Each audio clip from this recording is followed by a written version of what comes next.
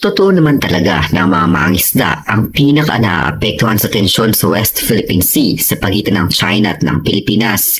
Malaking bahagi kasi ng ipinangtutustos nila para sa pang-araw-araw na pangangailangan ng kanilang pamilya ay nagmumula sa pangisda.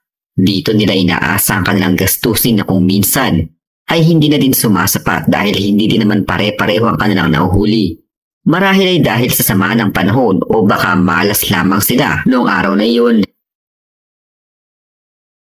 Subalit isa pa sa mga nagiging suliranin nila sa ngayon ay ang mga Chinese na itinataboy sila at hindi pinapayagan na makapangisda sa sarili nilang teritoryo. Masakit man sa kanilang kalooban, wala silang magagawa dahil mas malalaki ang kanilang mga kalaban habang sila ay hamak na mga nakasakay lamang sa bangkang gawa sa kahoy.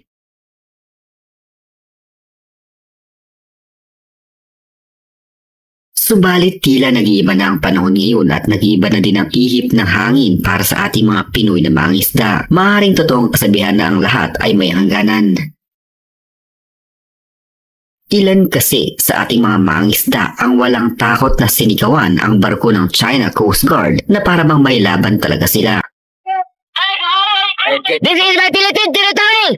This is my Philippine territory! This is my exclusive economic zone of the Philippines! Wala dito mga kakapali na pagbumuga nito guys. Tawa ka mo kami mga inisdo! Wala na kami mahuli! Pakinggan mo na yung mga kain natin! Ayun, hindi na umabot po tayo! Ang marahil nagpapalakas ng loob sa ngayon ng ating mga mangisda bukod sa kanilang pamilyang kailangan nilang buhayin ay ang katotohanang pag-aari ng Pilipinas ang mga teritoryo na kung saan pinapaalis sila ng mga Chinese Coast Guard. Alam din kasi ng ating mga mangisda ang ating mga hangganan at pamilyar din sila sa batas na umiiral ngayon sa karagatan. Walang takot na kinumpronta ng nagngangalang Francis Alaras na isang Pinoy na mangisda ang mga Chinese Coast Guard na pilit silang itinataboy at pinagbabawalang mangisda. Wala po kaming magawa dahil mga bakal po sila. Kahoy lang po kami.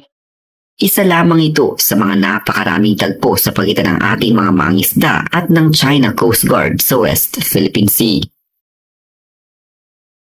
Isa lamang din si Francis na umattend sa nakaraang pagpupulong kasama ng ilang mga opisyal mula sa kawani ng gobyerno.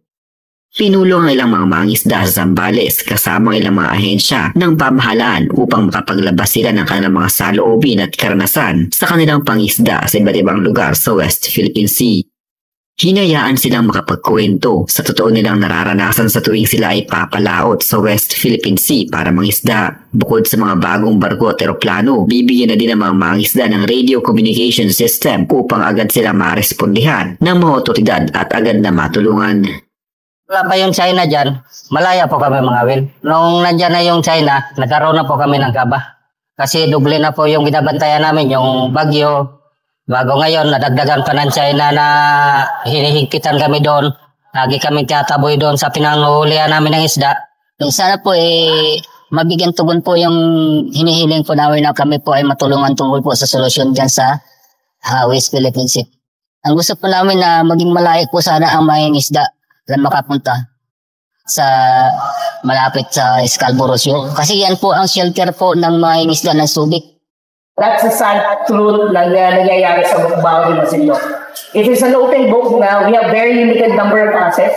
So it's not 24/7 that the Coast Guard will be there. But we are always strategically deploying our guns. Pagka po natin ikompromiso ang ating kaligtasan, kaya alam naman natin na wala tayong mapagkukublian, sundin po natin ang abiso ng Coast Guard na kapag masama ang panahon, huwag po tayo lumayan. Paulit-ulit na sinasabi ng Philippine Coast Guard na mas palalakasin nila ang kanilang puwersa upang mas mabantayan nila ang mga mangisda at matulungan ng mga ito sa kanilang mga pangangailangan. Hindi nagiging sapat sa ating mga mangisda ang basta na lamang sentimento o salita ng ating mga sundalo at kapulisan dahil habang dumadaan umano ang mga taon, mas nagiging mahirap pa para sa kanila ang maghanap buhay sa karagatang bahagi naman ng ating teritoryo. Ayon pa sa mga mangisda, sa kabila ng mga isinasagawang aktibidad ng bansa sa West Philippine Sea, kabilang na ang balikatan exercises at pagtatayo ng symbolic marker sa teritoryo ng bansa, ay wala itong nagawa upang ibsan ang sitwasyon sa nasabing lugar. Bagkus ay lalo pang tumindi ang pangharas ng China laban sa mga tripulante at mangingisdang Pilipino. Sad pa nila na malinaw mo nung nagiging katayuan din ng mga mangingisda pagdating sa nasabing usapin. Ayon pa sa kanila, bagamat may kaunting tulong na idudulot sa mga mangingisda ng bansa gaya na lamang ng pag-aabot sa mga ito ng ayuda tulad ng fuel subsidy, ay hindi pa rin ito sumasapat. Pagigit nito na mas sasapat kung magiging malaya at walang takot sila na makapaglayag at makapangisda sa sariling teritoryo ng bansa. May ilang mangingisda sa pagpupulong ang nagtanong kung paano re-responde ang Pilipinas kung sakaling muli na namang mangharas ang mga tauhan ng China Coast Guard, at ito ang naging sagot ng ating mga otoridad. Kung gusto natin, pwede tayo baka. Pero ayaw po natin gawin yon. Ang gusto po natin ay diplomatikong solusyon. Ayaw po natin ng gera. Subalit habang nagtatagal, mas dumadami ang mga barko at bangka ng China na umaali-aligid sa West Philippine Sea, at ayon sa ating Navy, noong nakaraang araw lamang ay naitala ang pinakamalaking bilang ng mga barko ng China na nagpapalutang-lutang sa West Philippine Sea. Ang pinakamalaking increase from 157, it went down a bit, then it went up to 251. For whatever reason, I don't want to speculate on that. We continue monitoring, we continue performing our mandate. Sa kasalukuyan, maging sa Palawan ay napakalapit na lamang din ang mga barko ng China na tila nagbabadya na ding agawin nila ito mula sa atin. Subalit agad dumanong umaksyon ng ating Philippine Coast Guard. No, has been deployed to carry out itong patrol natin na to para ma-prevent yung mga ganitong uncoordinated and no permission from the Department of Foreign Affairs to conduct MSR ng Chinese government. Nais nang ipaabot ng mga mangingisda ang kanilang nararanasan sa West Philippine Sea sa ating mismong Pangulong si Bongbong Marcos. Hindi pa din nila nararamdaman ang ginagawang tulong ng ating mga Coast Guard at Navy, kaya naman nais na lamang nilang iparating ito ng direkta sa Pangulo nang sa gayon ay mas matutukan ang kanilang pangangailangan. Sa video naman na ito, hindi pa man nakakapasok ang mga mangingisdang ito sa Scarborough Shoal, hinarang na agad sila ng mga barko at speedboat ng China Coast Guard. Ito po yung China, inarangan po kami. Ito po yung kalasutay. Ito po, inarangan po kami ng China. Tapos sa amin. Pero ang isang mangingisdang ito na nagngangalang Arnel, wala siyang takot na nakipagpatintero gamit ang kanyang maliit lamang na bangka. Makapasok lamang sa Scarborough Shoal. Ayon kay Mang Arnel, kung pairalin umano ang takot ay baka dumating ang araw na hindi na sila makalapit sa mismong bahura. Sabi na takot pa rin sa pangisda. Doon lang, bubulihin ka nila. Lalo kang bubulihin. Kung hindi na dapat matakot.